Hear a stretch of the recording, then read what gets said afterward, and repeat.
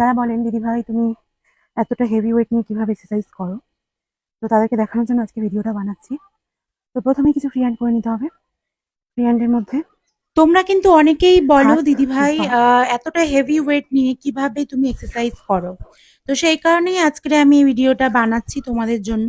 কখনো free hand এক্সারসাইজের video হয়তো দেওয়া হয়নি, কিছু কিছু আমি ছোটোখাটো দিয়েছিলাম। তো যাই হোক, আজকের এই যে দুটো হাত একদম পুরো কানের সোজা উপরে উঠবে, সামনের দিকে থেকে পিছন দিকে, এই যে এটা করছি যতটা সম্ভব।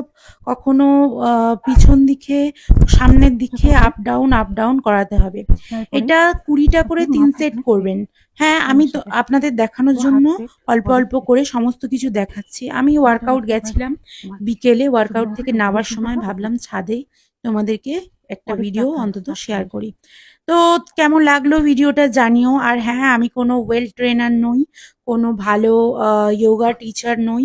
আমি একজন সাধারণ মানুষ। আমি যেভাবে ৮১ কেজি ওয়েট কমিয়েছি সেভাবেই তোমাদেরকে দেখাচ্ছি। এই যে দেখছেন, একটা হুম, হাত পুরো কান সোজা, একদম হাত সোজা থাকবে, মানে কানের সাথে জয়েন্ট করে রাখবেন, ঠিক আছে?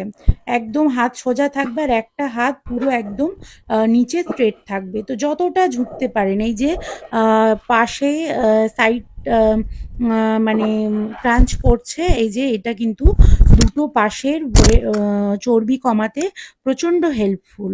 এবং এই যে আমি একটা একটা করে তোমাদের একটু একটু করে দেখাচ্ছি। ওই যেটা করলাম ওটা কিন্তু তোমরা ২০ বার করে ৩ সেট করবে, মানে 60।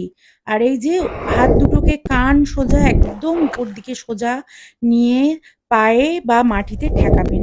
আমার যতদূর ঠেকে আমি ততদূর ঠেকাচ্ছি। ১ম দিন একদম ঠেকেনি, ২য় দিন একদম ভালো লাগেনি করতে, ৩য় দিন একদম যেতে ইচ্ছা করেনি ওয়ার্কআউটে বা এক্সারসাইজ করতে। তবুও আমি একটু করে চেষ্টা করেছি সমস্ত কিছু ওয়ার্কআউট করার। তো তোমাদেরকে সেটাই দেখানোর চেষ্টা করছি। আমি ১ম থেকে সবকিছু শুরু করিনি।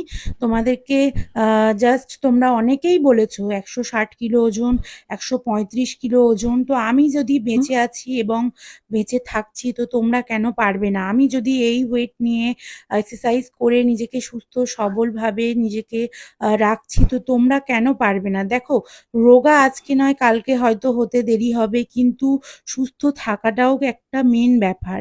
তো এই যে আমি এটা করে নিলাম। এইগুলো সমস্ত কিছু তোমাদের দেখানোর জন্য কিছু কিছু ফ্রি হ্যান্ড এক্সারসাইজ আমি করেছি।